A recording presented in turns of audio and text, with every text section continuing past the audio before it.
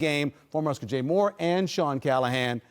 So, right now, Nebraska is, I want to say that, 7-3, okay? Through 10 games. Their quarterback is hurt. They've got a backup in there. The defense, the run, don't stop to run that well. They are 7-3. We have to remember that. I don't think enough people are remembering that this week. I know. I think we get caught up in what they don't do well. Yes. Instead of what they do well. If you want to call that, being a pessimist or just looking at. It's so easy. We sit here, and our jobs is to nitpick, right? Yeah, is to kind of figure out what they don't do well, and that's a fault of people, is to kind of sit here and figure out, okay, how can they fail? How will they fail? Instead of, no, how can they succeed? And to get to 7-3, they've been able to run the football. Emmett Johnson, we've all know. I mean, he's now getting recognized nationally for many awards. Yep. Special teams have been elite. Has completely changed the way this team functions. And you've gotten situationally, this offensively, play calls wise has been really, really good. I love the way they utilize the screen game. Yeah. That's been big. But defensively, I know they don't stop the run well. Again, that's fine things they don't do well, right? But their ability to stop the pass and make really, really good quarterbacks and really good wide receivers not execute and not look like make them look uncomfortable has been very, very surprising this year. And with all those three things, here we are, 7-3 with an excellent chance to finish 9-3 as well. It's kind of similar to Cincinnati because the running backs only averaged like 3.1 yards a carry. It was all Nico and what he did with his feet. Yeah, for Nebraska's defense, obviously they've had trouble with mobile quarterbacks all year. They've been very good at locking down good receivers. They did it against USC. They did it against Cincinnati. But the mobility, when you get that numbers advantage, has hurt them with the quarterback runs. And, luckily, they're not probably going to see as much of that against Penn State. Iowa, we know they are going to see a lot more of that. But I think the biggest thing is they're not beating themselves. We've said that over and over. If Nebraska could just play good special teams, if Nebraska could just not beat themselves with penalties and turnovers, well, guess what? They're playing good special teams. They're not turning it over, and they're doing the other little things that matter. And I think that's been the difference in these closer wins than maybe the last few years before. Yeah, so we talked about Emmett for a second there, but TJ Lateef, great game plan. Comes out, first play, they give him the option to run. He gets the 14 yards. Emmett turns around. He gets a first down. It was like whoever designed those first couple plays should have been calling plays at Minnesota. I digress. But it was a great game plan for him, especially the first couple drives. I love it. You call his number because he's going to be nervous. Oh, of going course. back home, first game you're starting as a true freshman in the Rose Bowl. You're going to be nervous, but sometimes you got to get hit and get those cobwebs kind of knocked out on you. But getting him, implementing him in the game plan again. I love the simplicity. I thought that's what you'd see. Is you can utilize his legs, but also he doesn't have a full grasp of the playbook like Dylan does. But you can simplify things. Utilize all these weapons you have around him. Emmett, Hunter, Key, Lindenmeyer, Harburg. There's a plethora of weapons, and they did that. And I love the simplifying of it. Utilize his legs, get the ball into your best player's hands, and go see what happens. And your defense got enough stops. But I tell you what, this is a game you can really build off of confidence-wise for TJ going forward the rest of the year. Question I got on Twitter on Sunday, Sean, who's responsible? Glenn Thomas found him. Like, where was he considered in terms of his ranking? Where's this guy come from? Well, yeah, out of California. And you got to remember when they recruited him, Nebraska had Dylan Raiola, so they didn't have much to sell. Sure. Hey, we have a true freshman starter, and to get a four-star of any kind to look at you took work. But yeah, Glenn Thomas was big. Now, Glenn can't go, he doesn't go on the road. Dana Holgorsen doesn't go on the road. Right. So the recruiting of him was a little bit different. Dana Holgorsen wasn't really even involved in his recruiting because he didn't get to Nebraska until almost signing day. Dana didn't start till November, and they signed papers a week or two later. So, yeah, I think you got to give Glenn Thomas some credit there. He was big in helping. I think, the previous, some other coaches that recruit California. But just to sell a quarterback spot in a recruiting class when you had Dylan Raiola was not easy. And to get TJ Lateef now, I mean, that was about as good as you're going to get. Yeah, we're digging through the record books at halftime. We're thinking, well, he's close to 100, it's a possibility. And we're going back like, was it Johnny Rodgers, last game of his career? Was it an Amir Abdullah? Who was it? And we found out it's never been done before. In all these years of Nebraska football, what is it, 130 some years of Nebraska football? nobody going 100 at the running back spot. It's just crazy to think about. Well, I mean, I thought maybe like a Marlon Lucky would. Yeah. You know, that's be the first guy I Maybe would 6 think. yards away. Brandon Jackson. You know, just that year, the 07 year, Yeah. Marlon had a ton of catches out of the 75 back. catches, had a yeah. ton of catches out of the backfield. Yeah, that's very surprising. But that just shows you how they wanted to showcase him and utilize him and try to get the ball in his hands as many times as possible. We're talking 25 plus touches every game so far this year, and it's working. And obviously the stats show it. The national media starting to get to notice him as well. And listen, it's a heavy dose. They got 3 more games left this year. Yeah. It's a heavy dose of Emmett's, and I'm excited to see how this finishes out and see where he's going to finish in where everything shakes out with him. Yeah. Looking to Maxwell, the Heisman. What is the running backs Doak Walker Award? You know, those type of What round he goes in the draft? Right.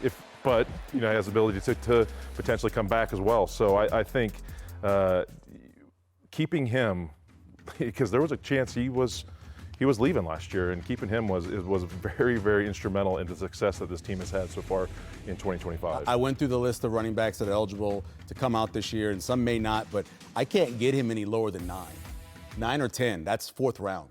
It would be really hard for a person who's wanted to play in the NFL their entire life to say no to the 4th round. Yeah, the NIL money, Nebraska could probably give him a big number to come back. Can they give him $4 million? But yeah, in this rev share world, it's hard to say. Yeah. But yeah, you play one more year of college, your chances of survival in the NFL go down that much more. Definitely. And yeah. that's that is probably the one position, and Jay can speak on that. Yeah. Running back. I mean, each year it's like dog years. Each year is worth like 9 years. You Yeah. know, it's a little bit different on your body the way Right. those running backs have to play on Sunday. Yeah. Let's talk about the offensive line, how well they played. A big part of it, again, was play calling, right? They called plays and had a quarterback that played to the strengths of the offensive line. I agree.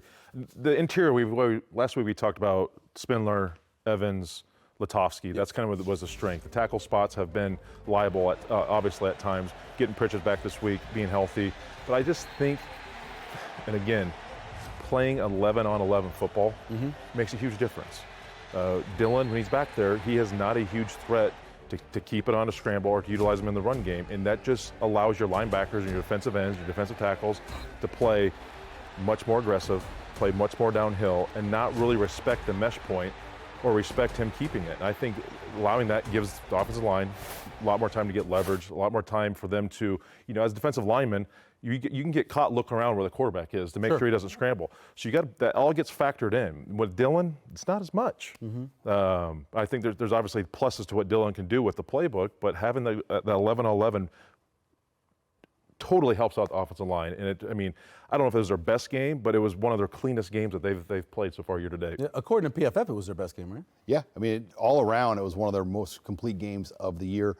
TJ Latif's grade as a quarterback was the highest individual QB grade they've had in a P4 game. Now, Dylan Raiola's Akron Houston Christian game was higher. Sure. You got to kind of put that into context. When you look at just Power 4 opponents, Latif's performance was the best individual quarterback grade.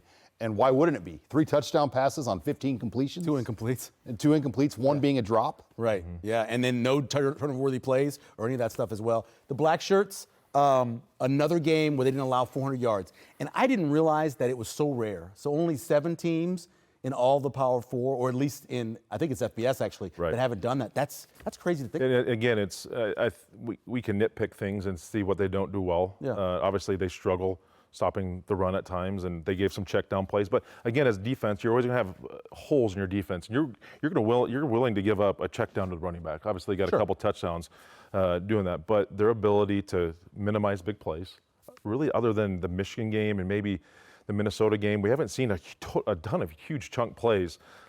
Keeping Nico in the pocket, I said that was a huge key. He was able to create, but he's a really good athlete back there as well.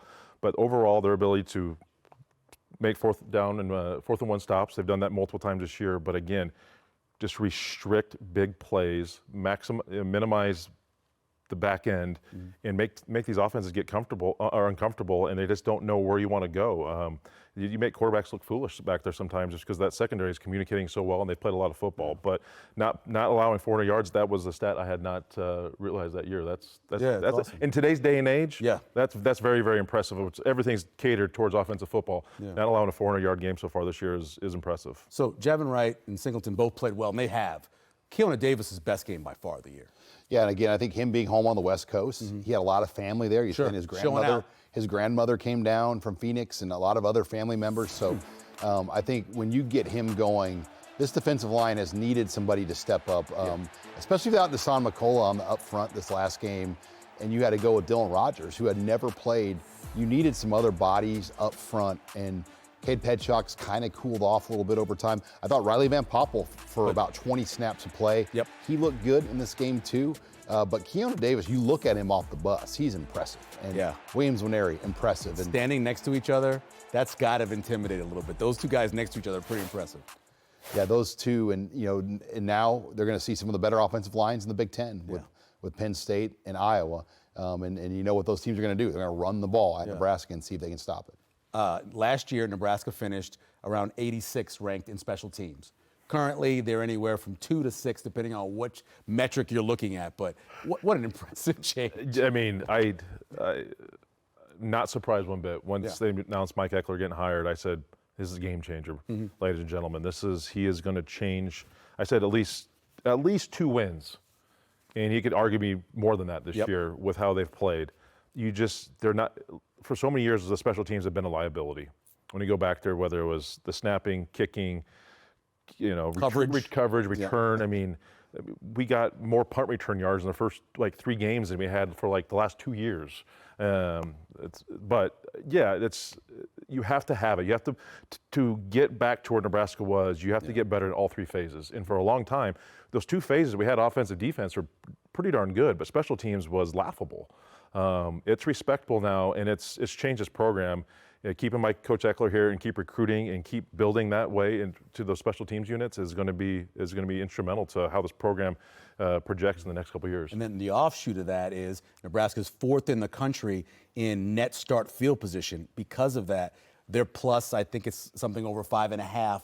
And you think about that, that goes right back to how good the special teams have been. Right. I mean, and when Archie has had opportunities, he's been good at pinning people as well. So everything has been easier for Nebraska, harder for the opponent, which is, I think, summed up to what we've seen on the field. And you just take that stuff for granted, but that matters. I mean, a difference of 5 or 10 yards really matters over the course of a season when you start to break down analytics and metrics of starting field position. No doubt about that. Let's check out the highlights now. It was